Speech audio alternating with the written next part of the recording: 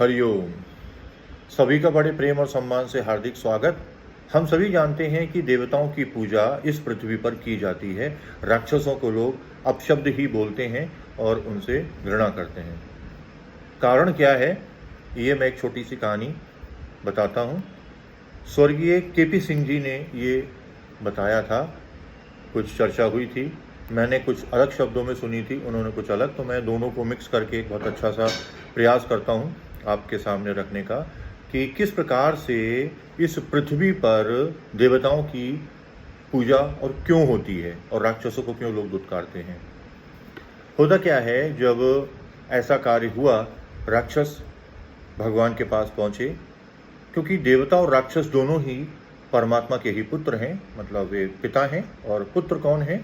देवता और राक्षस।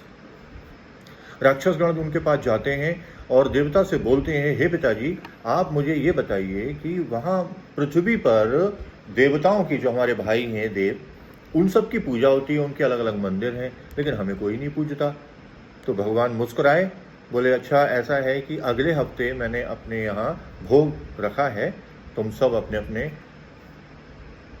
पत्नियों के और बच्चों के साथ यहाँ पधारो, भोजन करो, पश्चात हम उस पर चर्चा करेंगे। भगवान बुलाते हैं। बुलाने के बाद, क्योंकि राक्षसों का स्वभाव होता है, आपने देखा होगा, जो आपके मित्र हों या जो आपके आसपास रहने वाले हों, कुछ राक्षसी स्वभाव के होते हैं। वो ये चाहते हैं जब भोजन आए, प्रसाद आए, कुछ भी हो, उसको पहले झपट्टा मार लें। वो सबसे पहले उनको मिल जाए, बहुत सारा मिल जाए, चाहे बाद में बच जाएगा, लेकिन उनको एक पुरानी कहावत है गाँव की, मेरो पेट हाउ और मैं नाय देंगो काऊ, मतलब मेरा पेट इतना बड़ा है कि मैं किसी को कुछ दूंगा ही नहीं, तो जो भी आया सब मैं ही हजम कर जाऊंगा। तो ऐसी भावना रहती है। तो आप अपने सामने आसपास के लोगों को भी देख सकते हैं, राक्षस प्रवृत्ति होती है, राक्षस नहीं है, राक्षस प्रवृत्ति है। अब राक्षसों का क्या था, जैसे ही पहुंचे उन्होंने कहा, पिताजी बोले, यानी देव भगवान बोले कि ऐसा है, अब तुम दोनों भाई लोग आ गए हो तो पहले भोजन पालो, समय हो गया है भोजन का। तो राक्षसों ने कहा, नहीं, पहले हम जाएंगे। तो भगवान ने कहा, ठीक है। उन्होंने सबको एक किनारे पे खड़ा किया और जो एक संटी होती है, उस संटी को लिया, और ये जो कोनी होती है, हमारा हाथ यहाँ से मुड़ जाता है, तो ये जो कोनी होती है यहाँ पर इस प्रकार से बांध दिया। अब ये हाथ मुड़ ही नहीं सकता, तो इस प्रकार से हाथ पे इस प्रकार से ये लगा दिया उन्होंने। अब क्या हुआ, जब ऐसी स्थिति हो गई, ऐसा करके उन्होंने अंदर भोजन परोसवाया और बिठा दिया। 10 मिनट के बाद ही राक्षस चीखते चिल्लाते हुए पिताजी के सामने आए, ईश्वर के सामने आए, और उनसे कहा कि ये क्या है, आपने हमारा हाथ बांध दिया, अब हम भोजन कैसे करते? हम बिना खाए, बिना भोजन प्राप्त किए वापस उस कमरे से, उस कक्ष से आ गए हैं, हमारा पेट कैसे भरेगा? तो भगवान मुस्कुराए, बोले, शांत रहो, एक तरफ बैठ जाओ, अभी रुको, पहले तुम्हारे भाई लोग कर लें। उन भाइयों के साथ भी वही किया, यानी देवताओं के भी हाथ में उन्होंने फिर से वही संटी बांधी, और ये कोनी का जो हिस्सा जो मुड़ जाता है, इस पर बांध दिया। अब ये बिल्कुल सीधा मुड़ नहीं सकता। जब मुड़ नहीं सकता, फिर क्या हो गया,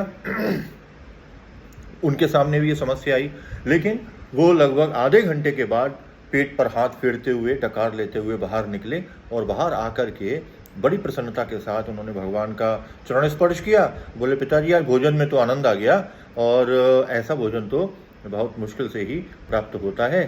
तो उन्होंने कहा, ठीक है। राक्षस गुस्साए हुए, खिसियाए हुए किनारे पर बैठे हुए थे। उन्होंने कहा, ये क्या, इन लोगों ने भोजन कैसे कर लिया? तो उन्होंने कहा कि अब ये इन्हीं लोगों से पूछो। तो देवताओं को बुलाया गया। देवता बोले कि बहुत आसान था, हम लोग आपस में पंगत में एक दूसरे के सामने बैठे, मैं जिसके सामने बैठा उसने मेरी पत्तल से मुझे खिलाया, और मैं जिसके सामने था मैंने उसकी पत्तल से उसको खिला दिया। आप मेरी बात समझ गए होंगे। भावना ये है कि हमारा विचार शुद्ध होना चाहिए, देने की भावना हमारे पास होनी चाहिए। लोक कल्याण के लिए सबसे आवश्यक है परस्पर देवो भव। हमें आपस में देवत्व का आभास होना चाहिए और उसका विचार करना चाहिए कि जो भी है हमारा ही अपना अंश है, लेकिन सतर्कता के साथ। तो कुछ राक्षस भी हमारे बीच में रहते हैं और दैत्यों की तरह वो पीछे लगे रहते हैं, सभी जानते हैं और प्रयास करेंगे, यदि आप जानने का तो मिलेंगे। अब देवताओं ने जब ऐसा बताया तो देवता ने कहा ठीक है, उसकी पत्तल से हमने उसे खिलाया, मेरी पत्तल से उसने मुझे खिला दिया, क्योंकि हम लोगों के हाथ सीधे थे। तो मेरा हाथ सामने वाले के मुंह तक पहुंचा और सामने वाले का मेरे मुंह तक पहुंचा, हमने एक दूसरे को खिला दिया। भगवान ने कहा बस यही है, परस्पर देवो भव की भावना देवताओं के भीतर है, तुम्हारे भाइयों के भीतर है। तुम्हारे अंदर मैं की भावना है कि मुझे मिल जाए, सामने वाले को मिले या न मिले।